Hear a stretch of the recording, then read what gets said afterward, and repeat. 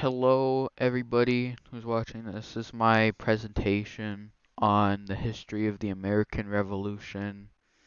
Okay, here we go. Views from Montesquieu and the Enlightenment.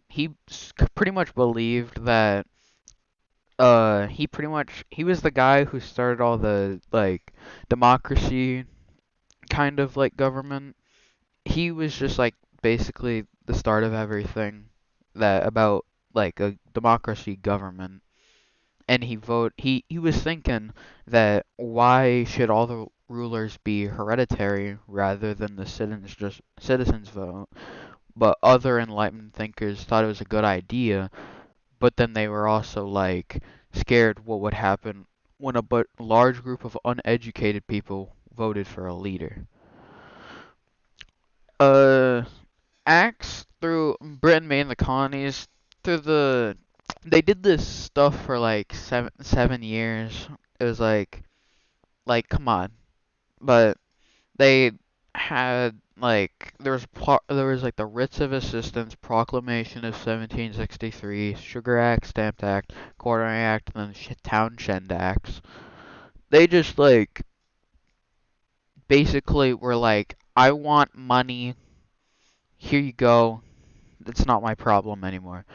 And then it was kind of just good for us because it made us realize, hey, we should revolt so that we can do whatever we want. And then like we revolted, we got a new government. The Articles of Confederation was our first government. It helped us win a war. It like allowed us to declare war, make peace, print money, so we could do everything we needed to for a government. It's just that it kind of sucked since Congress couldn't tax. There's only like one vote per state, no national currency, and all 13 states needed to amend, which is really hard like a while ago. Um, I'm just glad that it's gone. I would hate to live in a time period like this. I also heard that you could commit a crime, go over to the right next state over, and then have like no punishment, pretty much. And as well, you could be rich in like New York and then be extremely poor in Virginia. So it sucks. Shays Rebellion, this is basically just a rebellion that happened because the government sucked at the time. It was just like so farmers were like since the Congress told the states to tax or ask since they couldn't tax themselves and the states taxed heavily, which gave like basically was throwing farmers in prison because they couldn't pay the taxes and they got really mad. So their leader Daniel Shays was like leaded the revolution. They raided a like a courthouse pretty much. They marched through the streets so the court couldn't take place to sentence them to prison. And they also attacked like a Springfield building in Massachusetts. And like took guns and kind of like fought back. I think. I don't know. It's kind of weird. The Constitutional Convention uh is just mainly held because like it's just because from what everybody saw with the Shays Rebellion, everyone was like, "Oh no, we need to make a new government." So during that, there was like two plans presented: the New Jersey plan, the Virginia plan. Like the New Jersey plan, pretty much like it was just kind of like whatever, and then like it's pretty much what our government is today is like has a lot of New Jersey plan.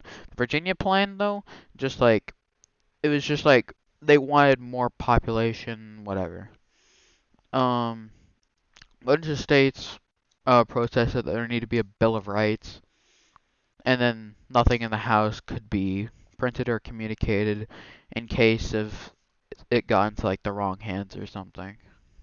It's like I mean, I'm glad that they were getting rid of it, like they realized. So at least that's good. Helped everyone else out. Uh, Benjamin Franklin and George Washington were there. Actually, Fun fact, George Washington was actually going to be like, think this was just going to be some sort of boring meeting, and then he learned about Shays' Rebellion, and then he was actually really interested in it. And then Ben Franklin was actually the oldest delegate there, and he helped out pretty much.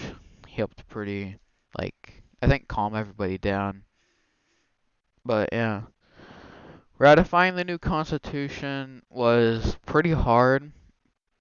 Everyone but like 3 delegates signed to ratify the Constitution. They just wanted a Bill of Rights because they thought it was important to state rights, but other states thought that government already listed out their powers like quite clearly. But it was promised anyways, like a year later. They made it so only 9 out of 13 states needed to ratify since Rhode Island wasn't there. But even though like they got all 13 states to do it, 2 groups formed out of this: Federalists and Anti-Federalists.